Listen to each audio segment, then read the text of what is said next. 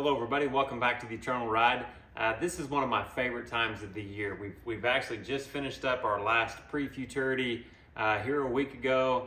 We're down to the very end of our show season, the one that we all look forward to, going to the NRHA Futurity. And it's kind of that thing where you've spent 2 years preparing for this moment on these young horses, and now we get to go see how they stand up against everybody else in the country, and how this young horse is actually going to stand up to their own ability, to be able to see, the kind of guts that they have, the mental toughness that they have, to see how well they stay mentally broke and mentally trained through a stressful situation. So it's a really cool time of the year. It's just fun to get to this part.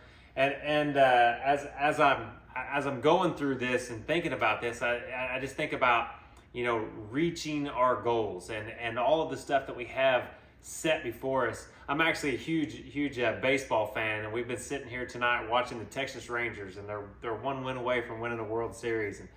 And it's exciting to watch these young guys playing a game that they love and trying to reach that pinnacle, trying to reach that goal that they've set for themselves and set for their team. And we can really easily get caught up in reaching our goals, and that be so much of our focus that we lose track and lose sight of what truly is important in our life. I had a friend send me a verse here a couple of weeks ago, and it was actually the one in Luke, but it was in this very, very same story that Luke was talking about. And I'm going to read this from Matthew because it's a little easier to understand in Matthew. But the verse is this. This is Jesus.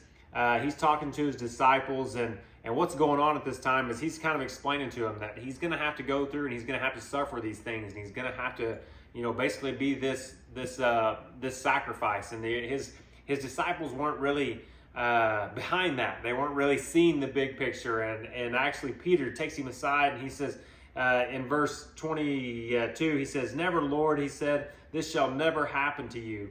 And then in verse 23, Jesus turned and said to Peter, "Get behind me, Satan, you are a stumbling block to me.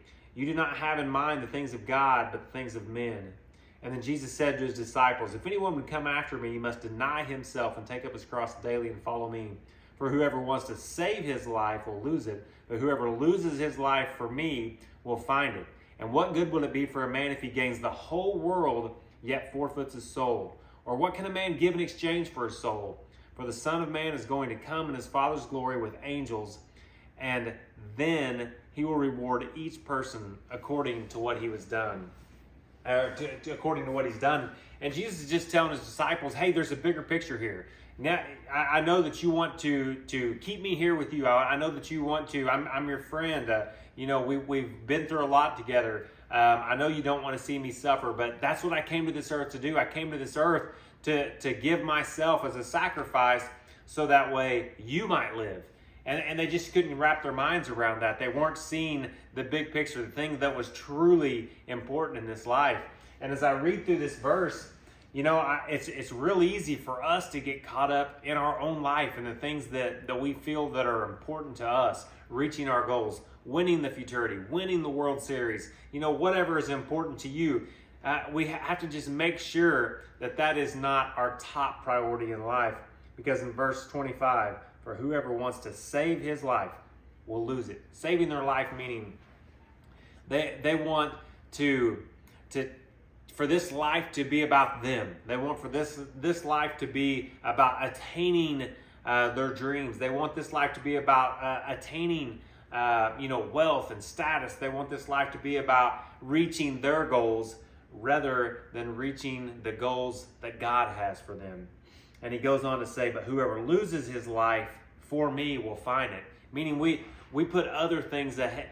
If we don't put other things ahead of God, if God is our top priority and his will in our life is our top priority, then we are losing our life, losing this earthly life. We're sacrificing. We're taking up our cross daily. We're sacrificing for God. It says if we do that, then we're going to find it. And what good would it be for a man if he gains the whole world yet forfeits his soul? So if we win everything, if we win every horse show out there, if we win every World Series that's out there, if we're the considered the greatest baseball player, if we're considered the greatest horse trainer to ever do it, what good does it matter if we forfeit our soul? And that's the message that I hope that you get from this. When my friend sent me that verse here a couple of weeks ago, it was a deal where maybe they didn't quite understand what that verse truly meant. But this verse is powerful. And it means exactly what it says. What good is it for a man to gain the whole world, to have everything in this life, yet not have eternal life with God? What good is that? And the truth of it is there is no value in that. I pray that as you're listening to this today, that if you look at your life and you see that you've put more value, that you put more time and effort into worldly things other than things above, if you put more time and more effort into your success on this earth rather than putting time and effort into your success in your walk with God, and I pray that you'll flip those around. It's not too late. You know, the reason this verse is here is it's a reminder to us. It's a watch out type verse. It says, hey, you know, this world is temporary, and all of us are going to leave it at some point in time. When Christ returns with his angels, you want to be one of those that gets taken up into heaven. So think about where you're at. If you need to make some adjustments in your life, I pray that you do it. If everything's rolling for you, I pray that you encourage others to be more like you and to be more like Christ, to where we can spend eternity in heaven together. And until next time, I hope that you're blessed in all that you do.